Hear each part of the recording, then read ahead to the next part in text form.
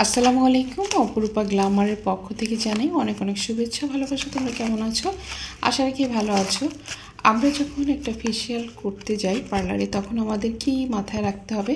প্রথমত আমাদের স্কিনের টাইপটা বুঝতে হবে। আসলে আমার স্কিনটা কি, আমার স্কিন হঠাৎ একটা পার্লারে গেলে কিন্তু আমি বুঝতে পারবো না। আমাদের পার্লারে যারা আসে এসে বলে, আপু আমাকে এই ফেসিয়ালটা করে দেন, ওই ফেসিয়ালটা করে দেন, কিন্তু স্কিনটা তার কি স্কিন, মানে কোন টাইপের স্কিন, সেটা কিন্তু আমাদের আগে প্রথমে জানতে হবে যে তার অয়েলি স্কিন না ড্রাই স্কিন না নর্মাল স্কিন।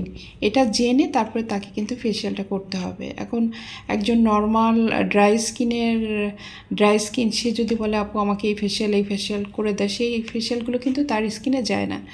তাই যে তোমাদের সাথে কথা বলবো যে স্কিন, আসলে আমাদের স্কিনের টাইপ কত প্রকার এবং আমাদের স্কিনের চেনার উপায়, আমরা কিভাবে আমাদের নিজেদের স্কিনের টাইপটা আমরা চিনে নেব। কোনো প্রোডাক্ট ব্যবহার করার আগে এবং কোনো ফেসিয়াল করার আগে আমার স্কিন সম্পর্কে ধারণা থাকতে হবে। স্কিন সাধারণত 5 প্রকার হয়ে থাকে: তৈলাক্ত ত্বক, শুষ্ক ত্বক, স্বাভাবিক ত্বক, কম্বিনেশন ত্বক ও সেনসিটিভ ত্বক হয়ে থাকে। প্রত্যেকটি ত্বকের ধরন থাকে আলাদা এবং প্রত্যেকটি ত্বকের যত্নও থাকে আলাদা। তাই আমরা আমাদের ত্বকের ধরন অনুযায়ী ফেসিয়াল বা আমরা ক্রিম ব্যবহার করব। আমরা ত্বকের ধরনটা সাধারণত কি করে বুঝবো? আমরা যেটা দেখি যে 4 ধরনের ত্বক কিন্তু আমাদের বেশি দেখা দেয়।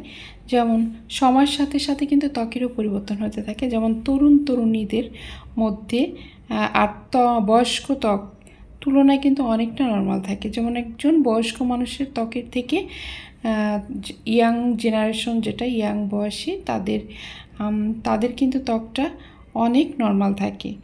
আর নর্মাল ত্বকটা হচ্ছে বেশি শুষ্কও না, আবার খুব তৈলাক্তও না। এটা কিন্তু তোমরা বাসায় বসে খুব সহজে এটা বের করতে পারবে।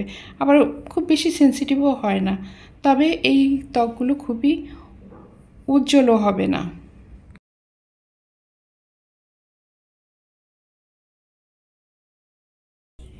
শুষ্ক ত্বকটা তোমরা কি করে চিনবে? শুষ্ক ত্বক সাধারণত এইটা হচ্ছে রাফ স্কিন হয়ে থাকে, লালচে আভা থাকে, ছোট ছোট দাগ থাকে, বলিরেখা থাকে।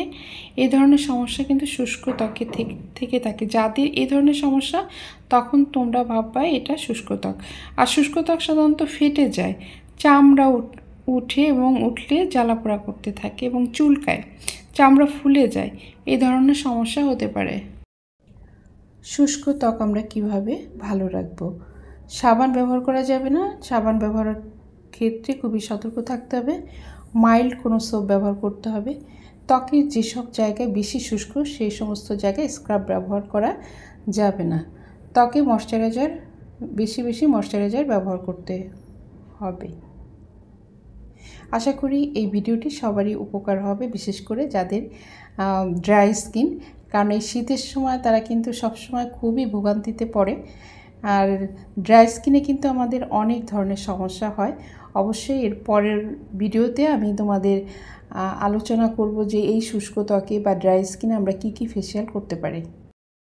তৈলাক্ত ত্বক আমরা কিভাবে চিনব? তৈলাক্ত ত্বক সাধারণত বড় বড় গর্ত তৈরি হয়, ব্ল্যাক হেডস, ব্রণ দেখা যায়, র্যাশ দেখা যায়। আর তৈলাক্ত ত্বকের যত্ন আমরা কিভাবে নিব?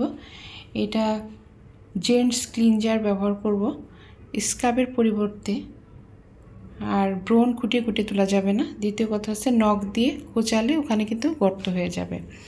আমরা অনেক সময় একটা ভুল করে থাকি কি, যে কোথাও আমাদের স্কিনে যখন ব্রণ হয়, তখন আমরা ওইটাকে এভাবে নখ দিয়ে খুঁটতে থাকি। যত সময় আমরা নখ দিয়ে না খুঁটবো, তত সময় আমাদের শান্তি থাকে না। এতে কিন্তু স্কিনে অনেক দাগ পড়ে যায়।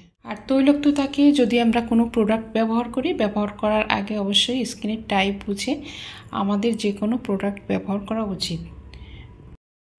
সেনসিটিভ স্কিন, আসলে সেনসিটিভ বলতেই আমাদের কেমন জানি একটা মনে হয় যে ত্বকের অবস্থা খুবই খারাপ।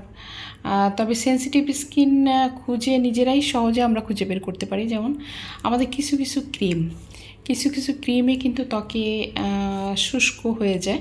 আমরা না বুঝে না শুনে কিন্তু অনেক প্রোডাক্ট ব্যবহার করি। এখন কিন্তু বাজারে অনেক ভালো প্রোডাক্ট আসছে এবং স্কিনের টাইপ বুঝে।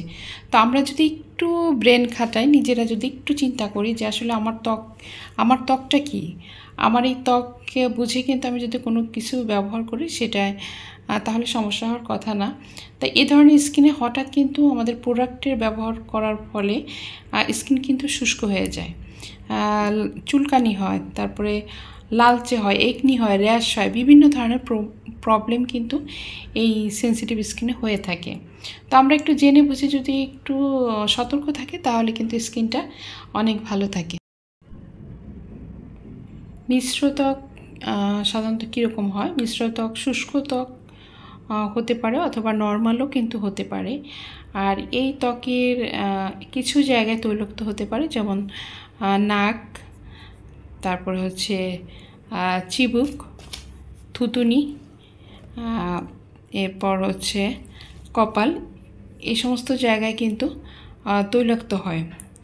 এই ধরনের ত্বক আমরা কিভাবে যত্ন নেব? খুবই সহজভাবে, বিশেষ করে মিশ্র ত্বকের যত্নটা কিন্তু খুবই সহজভাবে নেওয়া যায়। আর এই ত্বকে কিন্তু গর্তগুলো, যেমন আমাদের ছোট ছোট যে গর্তগুলো থাকে, এগুলো কিন্তু সাধারণত অদৃশ্য থাকে। আর এই ত্বকটা অতিরিক্ত উজ্জ্বলতা থাকে।